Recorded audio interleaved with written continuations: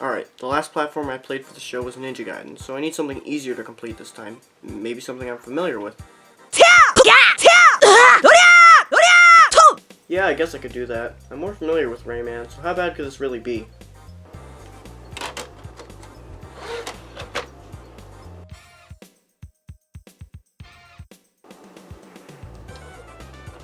Nope.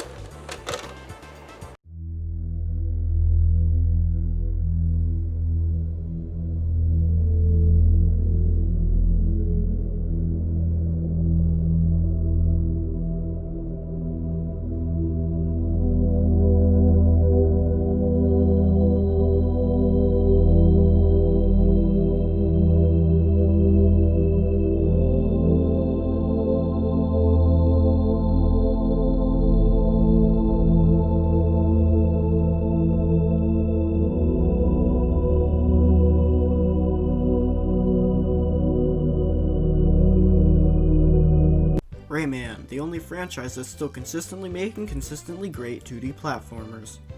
Probably, it's been a while since Rayman Legends, but that game is phenomenal. It's easily in my top 10 games and is probably my favorite 2D platformer other than Mega Man X. Origins is great too, so obviously if I think so highly of his other platformers, I wanted to see where Rayman began.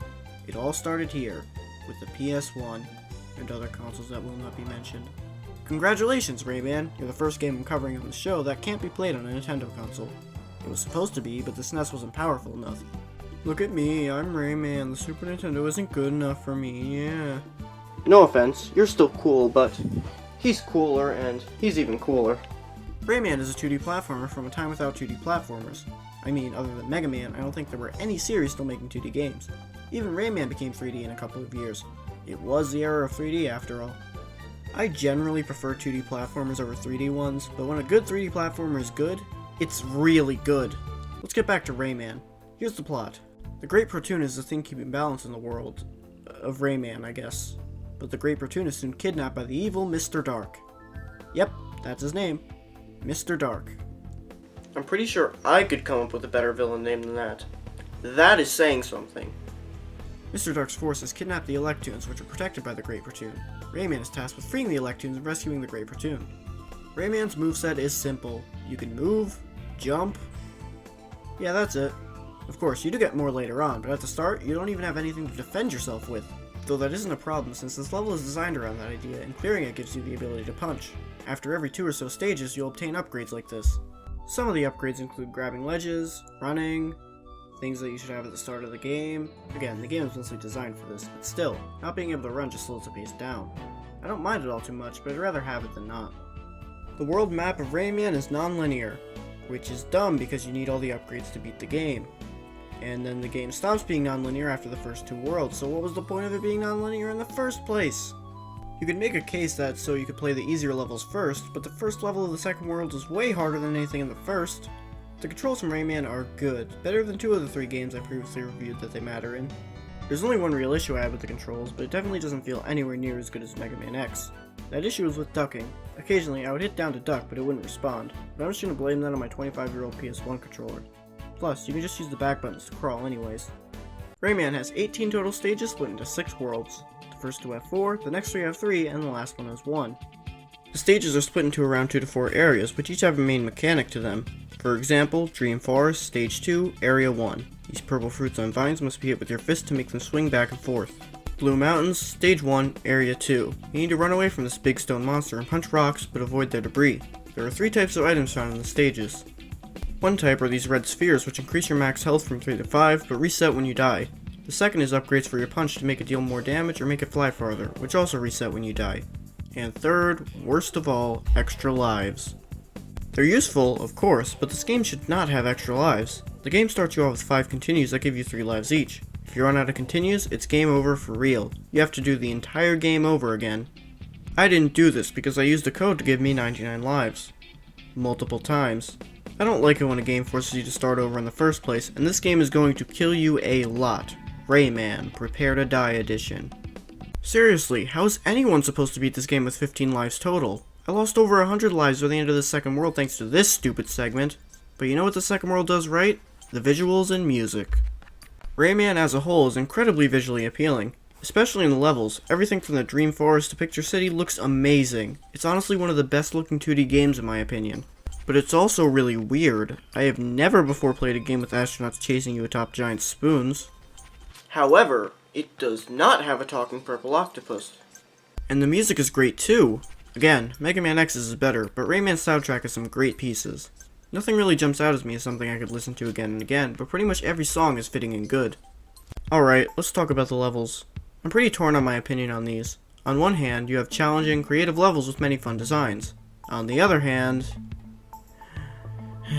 let's talk about my favorite level first, Eraser Plains. This checks all the boxes when it comes to making a great level. It looks great, the elements are extremely creative, and it's really fun. It's got challenging parts, but never gets to be too much. I love this part where you have to jump across these pencils rising out of the ink. Seriously, if there's one thing Rayman does well, it's creativity. Ironically, the rest of Picture City is terrible. They still look great, but this game's got some problems with its level design, and it only gets worse as the game goes on. I'm going to put this here because I don't know where else to put it in the video. I hate these bug guys. They're up there with Wizroads from The Legend of Zelda and the Hawks from Ninja Gaiden as the worst enemies ever. They almost always avoid your attacks, making it take way too long until you finally defeat them. Back to the level design. The first problems occur in Bandland. The Dream Forest is pretty easy, and is probably the best world in the game because the difficulty does never spike into the sky. Most of the challenging segments are just really small sections, which makes you seem worse when you mess up since you got a lot more ahead of you. The second stage in Bandland, Allegro Presto, has a stupid part where you have to make jumps on these tiny platforms with ice physics. This was approved by the designers. The final stage of Blue Mountains, Mr. Stone's Peaks, has this part where you need to avoid the shards emit from these rocks while staying on these tiny platforms. And guess what? This has ice physics too. I feel like ice physics could be done right, but this is not the way to do it. Picture City has the worst part in the entire game in its second level, Pencil Pentathlon. This level has a segment where you have to carefully move between spikes while bouncing up and down. Okay, now do it again. And again. And again.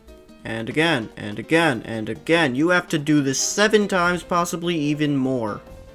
Repeating the same obstacle over and over is not level design.